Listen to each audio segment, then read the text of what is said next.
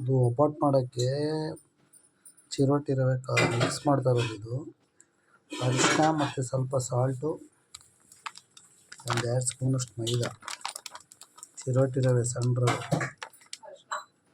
ಅರಿಶಿನದ ಪುಡಿ ಹಾಕ್ತಿದೆ, ಸಾಲ್ಟ್ ಹಾಕೈತೆ, ಚಿರೋಟಿ ಕಣಕ ಮಾಡ್ತಾ ಇರೋದು. ಇದು ಒಬ್ಬಟ್ಟು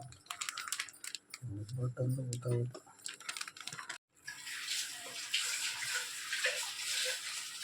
ನೀರು ಹಾಕೊಂಡು ಚೆನ್ನಾಗಿ ಮಿಕ್ಸ್ ಮಾಡಬೇಕಿದು. ಇರೋ ಒಂದು 5 ನಿಮಿಷ. ಅದು ಇದು ಮಾಡೋದು. ಅದು ಚಪಾತಿ ಇದಲ್ಲ, ಅದು ಒಬ್ಬಟ್ಟು ಮಾಡೋಕ್ಕೆ ಕಲಸಿ ಇಡಬೇಕಿದು.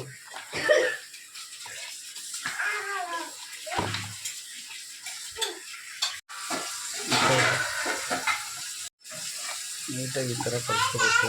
ಕಲಿಸ್ಕೊಂಡು ಇದಕ್ಕೆ ಎಣ್ಣೆ ಹಾಕ್ಕೋಬೇಕು ಇವಾಗ, ಅಥವಾ ಕಲಿಸ್ಕೋಬೇಕು.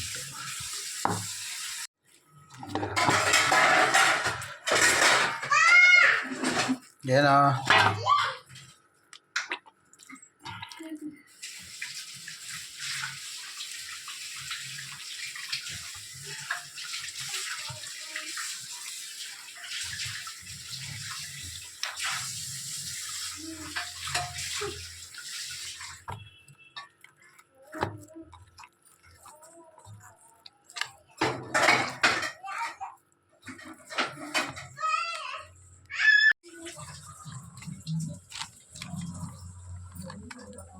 ತೊಗರಿಬೇಳೆ ಮತ್ತು ಕಡಲೆಬೇಳೆ ಎರಡೂ ಹಾಕಿ ಮಿಕ್ಸ್ ಮಾಡಿರೋದು. ಇದು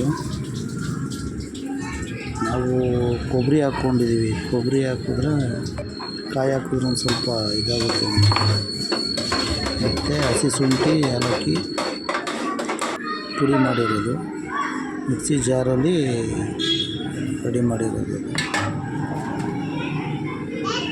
ನೋಡಿ, ತುಂಬ ಚೆನ್ನಾಗಿದೆ. ನೋಡಿ, ಸುತ್ತಲ್ಲ ತಿನ್ನೋ ವಿಡಿಯೋ ನೋಡಿ, ಲೈಕ್ ಮಾಡಿ, ಸಬ್ಸ್ಕ್ರೈಬ್ ಮಾಡಿಕೊಡಿ. ಮತ್ತು ಒಬ್ಬಟ್ಟು ಕಲಿಸ್ಕೊಂಡು ತಿನ್ನಬೇಕು.